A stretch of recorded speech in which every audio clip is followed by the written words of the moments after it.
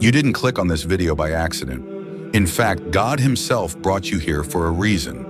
Because this ancient manuscript, confiscated by the Nazis 80 years ago, holds the true power to transform your life. It's called the 30-word prayer, a prayer so powerful that it was said to raise vibrations, attract abundance, and connect the soul directly to God. And for 80 years, it remained hidden, until it was rediscovered in the cellar of an abandoned church, seized during the Second World War. To make this process easier, we've included a link to the secret ancient manuscript in the description below this video.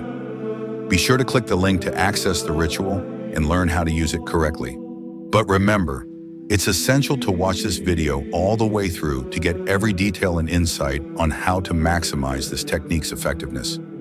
If you're a spiritual person and an empath looking to better the world and yourself, then this will be the most important message you hear today. Because once you hear this divine prayer, you will finally break the curse of poverty and restore your connection with the universe, allowing you to ask, manifest, and receive an abundance of blessings. Click the link now before it's too late.